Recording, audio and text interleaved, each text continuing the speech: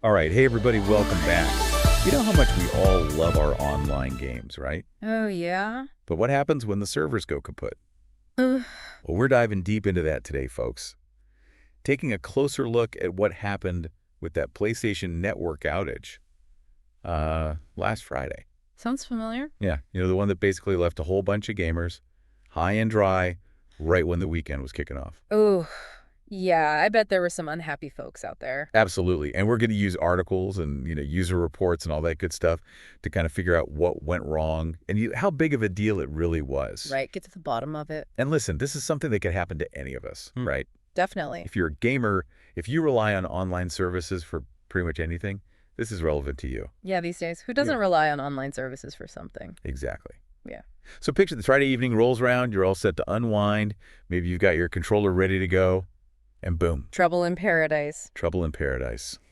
The dreaded outage hits.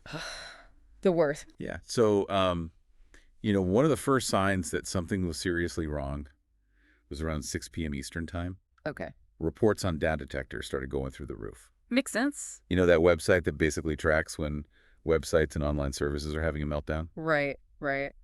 Yeah, I've used that a few times myself. Oh, yeah, we all have. Yeah.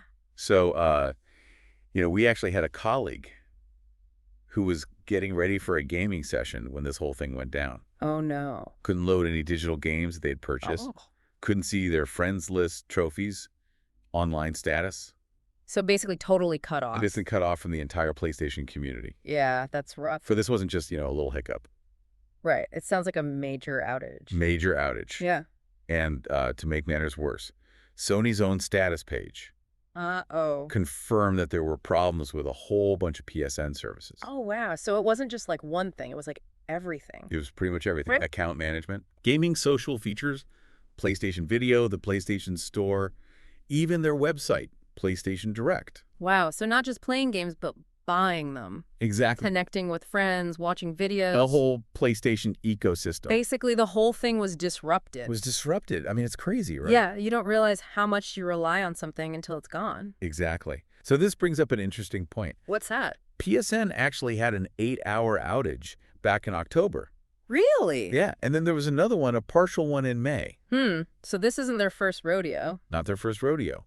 Is this becoming like a trend? Well, it definitely raises some questions. It does. And to get a sense of just how widespread this problem was, we took a look at the PlayStation subreddit.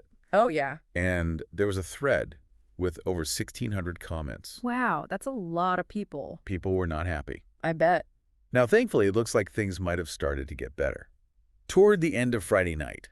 Okay. Because Down Detector report, they began to drop off. So that suggests a potential resolution. Potentially. But, Sony hasn't officially said what caused this whole mess or when things will be fully back to normal. Yeah, that's a little concerning. So this whole situation really gets you thinking, right? About what?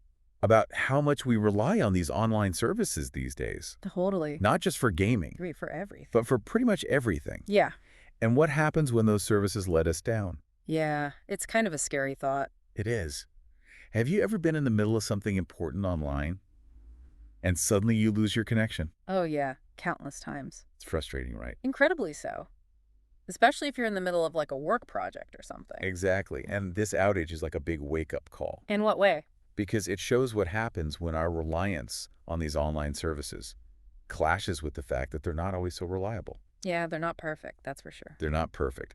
So as we move further into this always online world, what steps can we take, both individually and as a society, Right. Good question. to make sure that these services we depend on are actually reliable? And to protect ourselves from these kinds of disruptions. Exactly. Food for thought, folks. Definitely. That's all the time we have for today. But keep those conversations going. And until next time, happy gaming, everyone. And may your servers be ever in your favor.